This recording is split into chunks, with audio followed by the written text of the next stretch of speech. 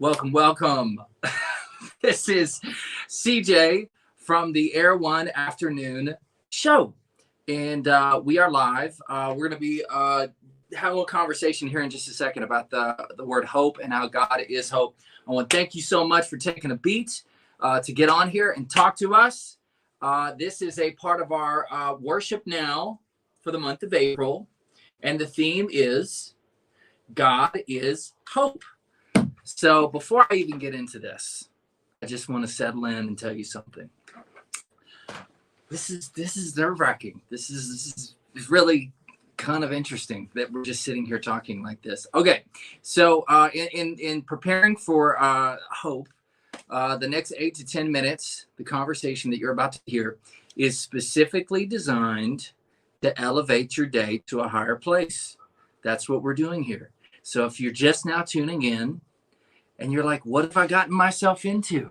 We are going to have a very quick hope conversation. Are we okay? So we're okay. All right.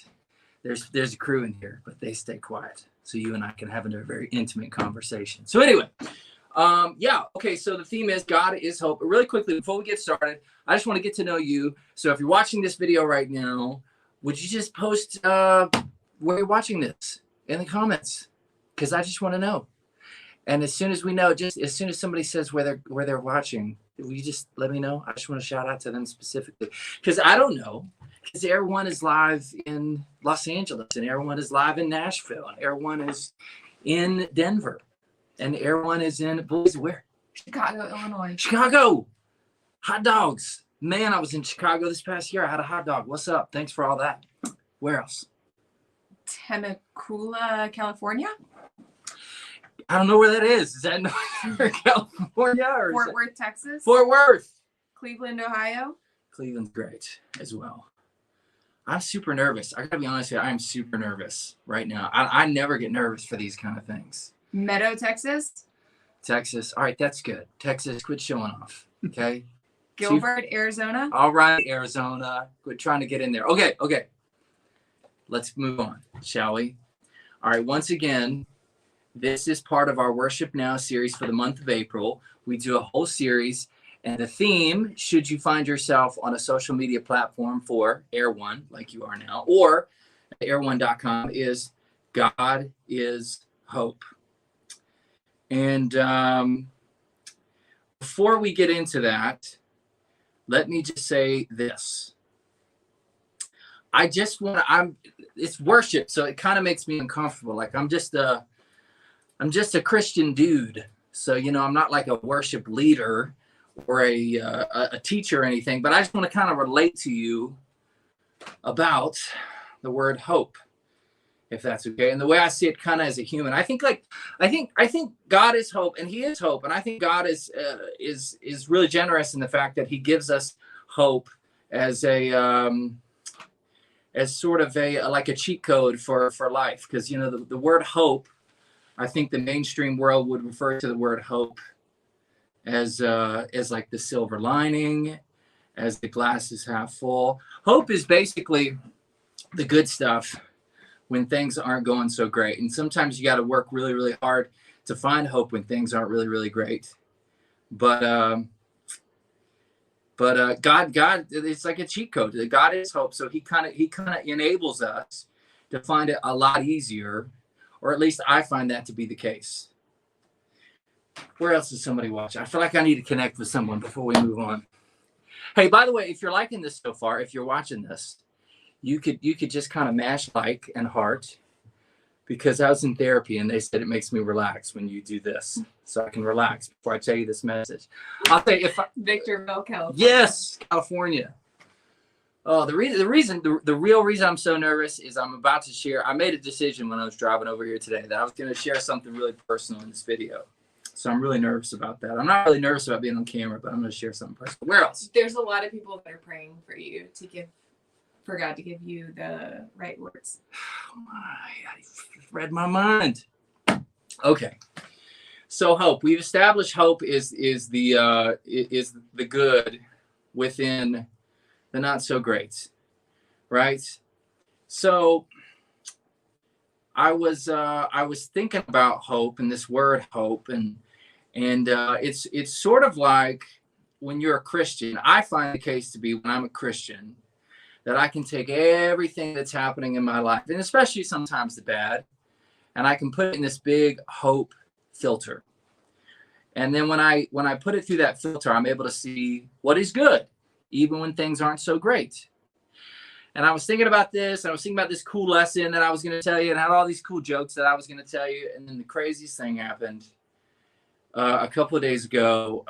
My grandmother died, and I was really upset, and it was a super bummer. And I didn't want to do this video at all. I'm just being honest. I didn't want to do it. And so anyway, I just literally got back less than 24 hours ago from being with my family. And they delayed this video, I guess, so I could kind of get my stuff together. And then I woke up this morning and I thought to myself, this word hope and this whole thing about Christians and the way they see the word hope and how God is hope. And I was like, maybe this will really put my theory and my analogy to the test of finding the hope even when things are not very good, because I'm super bummed out about my grandma, whose name, by the way, I know you're wondering, was Mimi. Solid grandma name, right?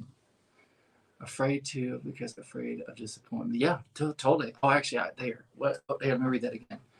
Afraid to hope because you're afraid of disappointment, dude. With that, for sure, that's the high wire act. Is you don't want to hope because you want to be disappointed. But to be honest with you, again, hey, look, I'm not giving you advice here. I'm just giving you my roadmap. I think that's a plus minus. I think you got to live in hope. There's no such thing as protecting your feelings at all whatsoever.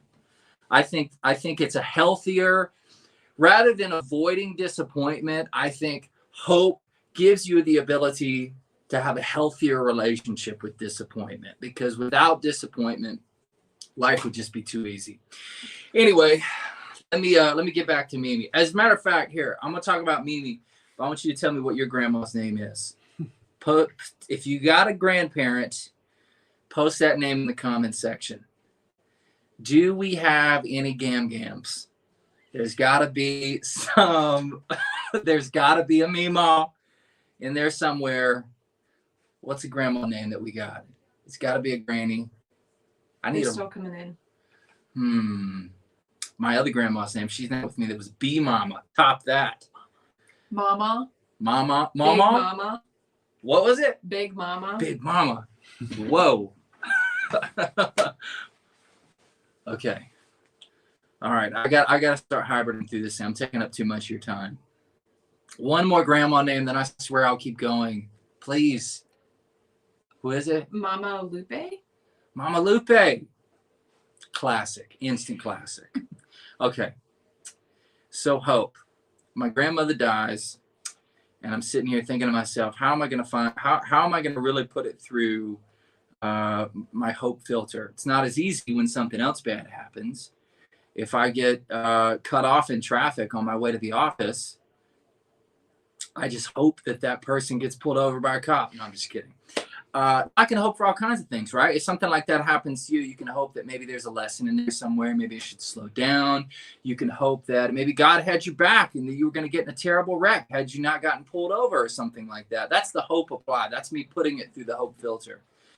But Mimi, I'll tell you a little bit about her. Mimi was a ruthlessly independent, awesome grandma, but she was very, very unique, as I'm sure your grandmother is as well. She had a pretty tough life. She was set up at a very young age to just an uphill battle. She had a failed marriage when she was very young, and she had my dad, and then she was just kind of on her own. And then she just, for her whole life, was just sort of driven by the resistance of the world. If you were her people, which I was, I always joke that me and my brother and my dad were the untouchables because we could do no wrong. She was just so loyal, but she was always just searching for a piece that she just never could quite find.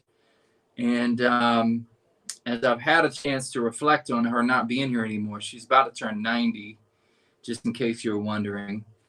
My hope is that that resistance that she felt for her whole life is gone.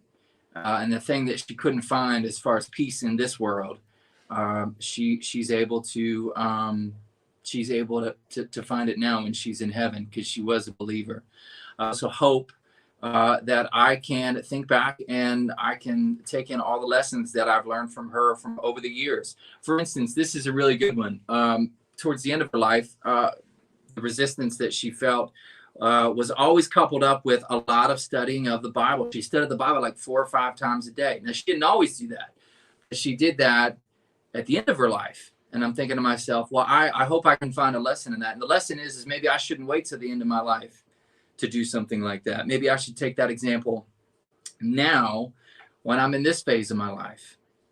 I also hope that I can learn some different lessons. There was this one time, Mimi, I'll tell you a quick side story real quick. So I was in the 5th grade, and my girlfriend, Jenny Davis, dumped me at school. Mimi picks up me and my brother. I'm stoic in the car. We get home. I get a snack. I go into my parents' room to watch some TV. I shut the door. Mimi sniffs it out. She hears me crying. She comes in. What's wrong? I confess. She broke up with me. And Mimi's reply was, and I quote, well, she's a dummy, and you don't need to be with somebody who's dumb.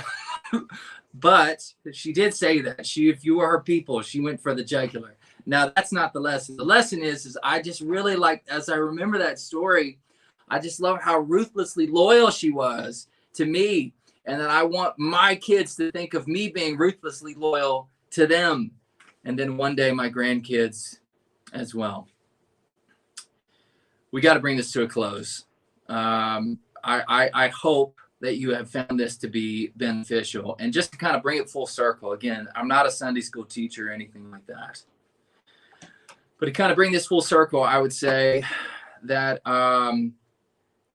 hope is a real gift. It really is. It's a bigger gift than we give it credit for. It is the cheat code to a hard life that we are all living in. I know you're in the trenches right now. I know that you've probably got some stuff going on. But hope is the thing that brings the good up to the forefront, even when things are not so great. Hope has allowed me to see all the positivity from my grandma's life in the days following her passing. And I also get to live in the hope that I'll see her again, because, she's already up there. I'm sure getting, she always used to make cheeseburgers, getting her cheeseburger recipe just right. So one day she can make me a cheeseburger up in heaven. Anyway, that aside, thank you so much for watching this. Okay, real quick, if you enjoyed this content, they're going to give me some more content here in just a second I want to tell you about that you can look forward to. But if you enjoy Air1 and you believe that worship and faith-based media has a place in this whole social media realm, just mash that heart button and share. It'll help us with the algorithm and the way this thing works. We got to abide by the rules of social media. We want more people to be filled up with this sort of thing. Ellie Holcomb, she's going to be featured later on in the month of April. Again, God is Hope is going to be the theme. Also, Lisa Harper. Shout out to Lisa Harper. She's going to be jamming. So maybe we'll tag her in the comments later on today so she can watch that. And I just want to say thank you again. Oh, I forgot to mention, we're right in the middle of raising money. We're right in the middle of raising the funds to make sure Air1 stays on the air. When this was filmed, of course not now, but you may be figuring that out for the first time, that Air1 is listener funded. And if ever you want to get involved, hey, go to air1.com. Okay, that's a wrap. Thank you so much for watching this. Again, heart, like, share, all that good stuff. Especially if you know someone who could benefit from this and need some hope, you could make sure you tag them in the comment section and they will see this video or share it to their page. Don't forget, the world is full of nice people. If you can't find one, then be one. Bye.